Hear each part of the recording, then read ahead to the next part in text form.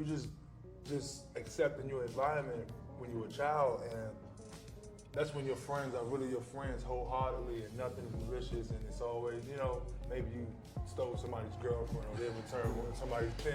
KD was my real, like he was my first real friend, like sleepovers, like he was the first time I ever brought my Xbox out the house. What is going on, everybody? We are back with another one, and I need you to lock in right now because this one is going to be very interesting from start to finish. I wanted to open with that clip specifically to show you just how deep and genuine the brotherhood between Michael Beasley and Kevin Durant really is, because what I'm about to show you next is going to make a whole lot more sense with that context in your mind. Michael Beasley sat down with Shannon Sharpe for a Club Shay Shay interview, and what unfolded between those two was one of the most unexpectedly awkward exchanges I have seen come out of that show in a very long time. Now listen, we already know that Michael Beasley's comeback story is one of the most inspiring narratives in recent basketball memory, because this is a man who openly admitted to going through serious financial struggles and painful family issues that would have broken most people completely. If you watched his appearance on the Pivot podcast, you already saw firsthand just how raw and real Beasley was willing to get about everything he had been through behind the scenes. But hold up, because the bounce back has been absolutely real, and watching him not only return to competitive basketball, but absolutely thrive on the Big Three podcast has been something genuinely special to witness. I really hope they keep that going, because Beasley's personality is magnetic in a way that you simply cannot manufacture or fake for a camera. His takes have gone viral multiple times now, and every single time it happens, it is just him being completely and authentically himself, with zero filter. The way his energy pulls people into the podcast space is a real gift, and the numbers show that people cannot get enough of him.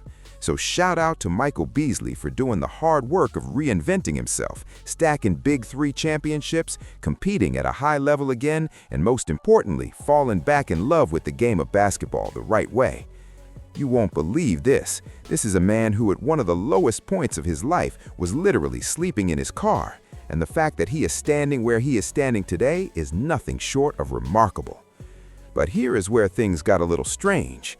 Shannon Sharpe started questioning Beasley's age during the interview, and that is where the energy in the room shifted in a way nobody was fully prepared for. Now, for context, we know Mike Beasley was at Oak Hillster back in the day, alongside Ty Lawson, and the year Ty was coming out, Beasley was a junior, which puts him exactly 1 year younger than Lawson. Ty Lawson and KD were in the same class together, and if you are a real basketball history fan, you already remember that legendary Monte Christian and Oak Hillster game sitting on YouTube right now, featuring Gravis Vasquez, Kevin Durant, and one of the most memorable buzzer beaters you will ever see. KD had already been putting in work at Oak Hillster before all of that went down, so the history and the connections between all these guys runs incredibly deep. But anyway, we are going to get into this strange and uncomfortable little exchange between Beasley and Shannon Sharpe right now, so buckle up because it gets interesting fast. You're only a year, you're a year older than KD? I'm a year younger. KD's a year older than you. Mm-hmm. Well, not a whole, yeah, he was born 88. He was born September 88. 98. 98, no he wasn't. 88. 88? So KD's like 37, and I was 38. born January 89. Wow. So I would have never guessed that, Bees. Wow. Because well, you did. Hold on. You telling me I look old? No, you don't look old. But I just think the thing is because Kevin Durant, and I think this, a lot of this is that Kevin is still playing, and you probably, and we're going to get into that. Kevin is still playing at an elite level, and I look at. Wait, I'm still playing at an elite level. But I'm just in the NBA. Oh, but hey, let me ask you a question. Yes. If you didn't breathe, is the air still here? Yes. So just because I'm not in the NBA don't mean it's not elite in my gym too, right? I hear what you're saying. Yes. But I'm still dribbling a basketball too. Don't retire me early. And look, I hear Shannon's point completely, but at the exact same time, I understand every single word that Michael Beasley was trying to say in that moment, because the man has a legitimate argument that deserves to be taken seriously. He is out here doing genuinely impressive things right now, and the last thing he needs is for somebody to casually dismiss all of that as second class or second rate just because it is not the NBA. This is a real professional league being broadcast on television with major sponsors attached to it. And Beasley is out there hitting game winners and making moments that people are actually talking about. And then on top of that, he is building serious momentum in the podcast space, doing one-on-one competitions and creating content that is pulling in real numbers and real attention from real fans. He may not be suiting up in an NBA arena on any given night, but the way the conversation around the game has been evolving lately, with names like Austin Rivers and Nasir Kaur coming up in the one-on-one space, people are genuinely asking what current and former NBA players could actually do in that format. And what Beasley and Lance going at it in that space showed everybody is that Beasley is absolutely someone who belongs in that conversation and is still viewed as a player carrying legitimate NBA-level skills in his body. He has openly challenged some of the biggest names in the entire sport to one-on-one matchups, including LeBron James himself. And the fact that he said the only person who actually beat him was Bam, who went for 83 points this year, tells you everything you need to know about where Beasley's game still sits. And listen, you can have whatever opinion you want about that 83-point performance, but at least 70 of those points came organically within the natural flow of the game and cannot be dismissed as anything other than legitimate buckets. We already know Bam has an elite skill set. The real question has always been whether he can access that level on a consistent night-in, night-out basis, and the honest answer is no. But the explosiveness is absolutely real, and when Bam decides to erupt like that, he has every tool in the bag needed to make it happen. And so when you look at Mike Beasley holistically, the one-on-one culture he has built around himself, the bounce-back story, the Big Three success, all of it together, that is the entire reason he was even sitting across from Shannon Sharpe on a platform as big as Club Shay Shay in the first place. And I think that is the exact point Beasley was trying to articulate in that moment.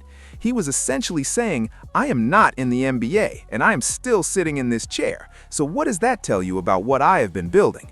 Because a lot of the cultural attention and social media command in the one-on-one space right now has Beasley's name attached to it in a very significant way. And this is genuinely the perfect moment in time for a player like him who has lived through the highest highs and the lowest lows to step into this lane and absolutely thrive in it. If he is capitalizing on every opportunity being put in front of him right now, and from everything I can see it looks like he is, Beasley can absolutely continue to spin this into real lasting business opportunities that go way beyond basketball, especially with how well that Big Three podcast performed in its first season, because the audience responded, and the potential for what that platform can become is very real. So I genuinely want to know what you guys think about how Beasley responded to Shannon Sharpe in that exchange. Do you think he was overreacting, or do you think he had every right to push back the way he did?